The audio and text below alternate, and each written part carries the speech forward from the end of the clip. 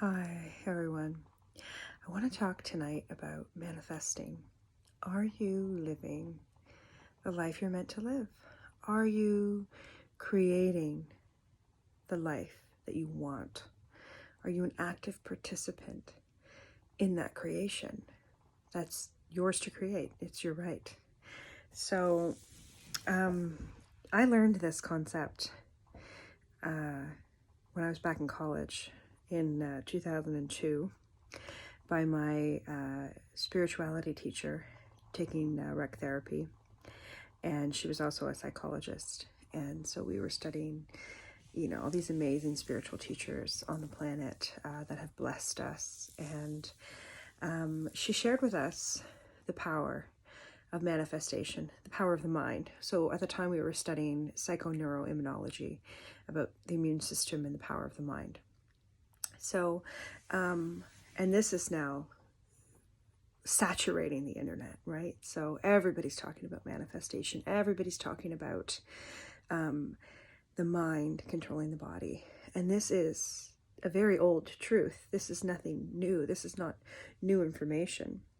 But this is not something that we access. This is not something that a lot of us feel is within our power.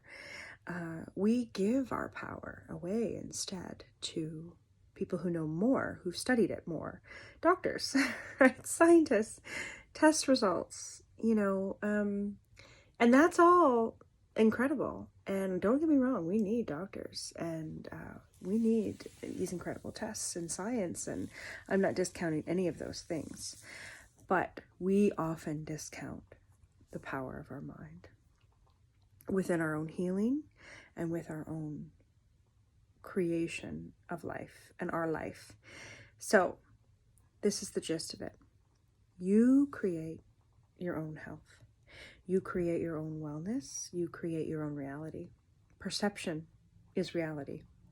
So, both of us can experience the exact same thing and have a completely different perception on that reality that we just experienced in the same room at the same time together, because we're both coming from different places. The mind works differently, and we perceive things differently. But what you perceive is your reality, and nobody can argue with that. And you can't argue with my reality because it's mine. And sometimes we lose touch with reality, right? And there are many, many reasons for that. So let's not get into that. But what I'm saying is you are an active participant in the life that you're creating. So a couple of things happening here. The first thing is you need to be very aware of your thoughts. And are you telling yourself negative things? Like, look at the placebo effect, okay? So positive thoughts have a big impact, but our negative thoughts do as well. So start to be careful about that. Start to really focus on that. And a couple of things about manifesting the life you want. I've been manifesting for years now. I've created a lot of amazing things in my life, not just like spiritual wealth and trusting myself, but that all comes together with what I'm saying. So a couple of things you need to do to be a good positive creator. So one of those, the most important thing, is getting really clear. You need to get really clear on what you want. You need to see it, every detail. Like, that's why vision boards are so incredibly powerful and so well used. So do that for yourself. And you don't have to go cutting out magazines or anything. Like, you can even just write it down. But be clear. Be clear, okay? That's number one. You must be clear.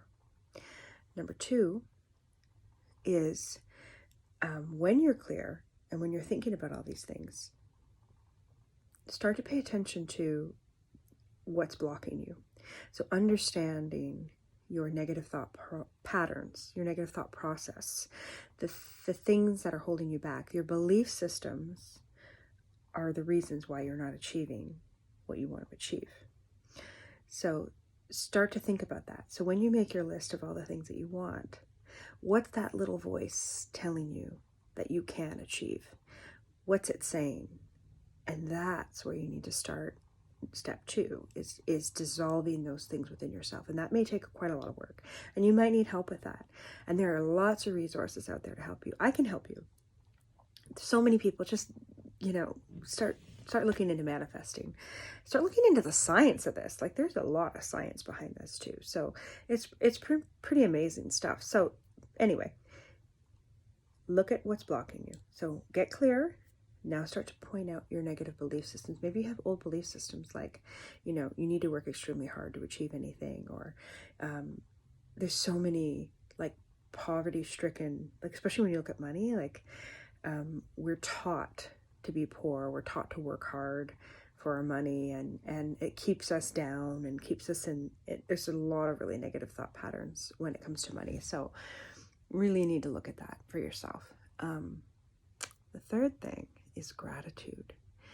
And that is probably, they're all very important. There's no step that needs to be taken lightly here, okay? But gratitude. So if you, for example, don't have a lot of money, a friend and I were just talking about this. She taught me a lot about this because I was doing this, the scarcity. Oh, I only have this much left, and you're at the grocery store and you need to buy this, or really budgeting for yourself. So having the scarcity is the opposite of gratitude, right? So being grateful that you have that to spend in the first place. Do you see what I'm saying? Like replacing the scarcity, replacing the fear with gratitude. Okay, so that's number 3, gratitude. And the fourth step and the final step is believing, faith, without a doubt that this is going to happen for you. Because the minute there's any doubt, go back to step number 2. When you start feeling funny about something, you'll feel it inside of your body. If you feel that this is how I'm getting this, I want this and I'm getting this, then you'll get it. But if you feel, oh, I want this, you'll start to feel like this weird impulse in your body. Go back to step 2. Figure out the root, because that's what's stopping you from creating what you really want. And the last thing I want to say about this, and this is really important because you need to start testing this concept, this philosophy, along with manifesting. You need to start seeing it play out for you. So one thing that my teacher taught me was about the power of the mind is start visualizing little things for yourself. So like, you don't believe me, you're watching this video, maybe you know me personally and you want to give me a shot. Somebody sent you this video. Great. Thank you. Thank you for taking that time with me. But really this is for you. And if you don't believe me, you think this is all bullshit, test it. And how you test it, the best way to test it is if you drive, do the parking spot theory, okay, which I'm going to explain in a second. And if you don't drive and you're taking the bus, imagine the seat you want on the bus, or the seat you want in your classroom, or the seat you want in the next meeting that you walk into. The parking spot theory is this: imagine the parking spot that you want. So the next time you drive to fucking Costco, imagine the spot that you want, okay? Or even like somewhere up at the front, the first 3 spots, in any of the first 3 rows. But be specific. Be specific. Don't allow that doubt. And be grateful. Okay? So it's really 3 steps, but you have to kind of go back to that. The second step is about eliminating the fear. Really believing it 100% is also the 4th step. So they kind of go hand in hand. But believing in it, seeing it clearly, and just having fun with it, and being light, and bringing that light into your body, and bringing that beautiful, anything is possible, into yourself, into your heart, and into your mind. You need to be that if you want that. Hey, you want to go on being miserable, being poor, being miserable, baby, go right ahead. But for the rest of us, embrace it. Try it. Test it first. Test it with those little parking spot things, or the bus, or the classroom, or the meeting, or whatever it is for you. Test it. And then start getting that vision board. and start really writing down specific things. Like you can look up Jim Carrey and how he wrote himself a check. Like there's so many people that have done this and it's worked for. Like I've created the house I wanted, the marriage, the kids, the home, the dog I wanted looks exactly like the dog I had in my head, even though he didn't look like that when we picked him as a puppy. Like incredible what you can create. But there are so many things that I'm still working on just because I have these old, deep-rooted, values and belief systems that I grew up with that I'm just trying to shed for myself. And, there's so many ways we can shed these thoughts and beliefs that hold us back. But that's a video for another time. So good luck. Namaste. I love you.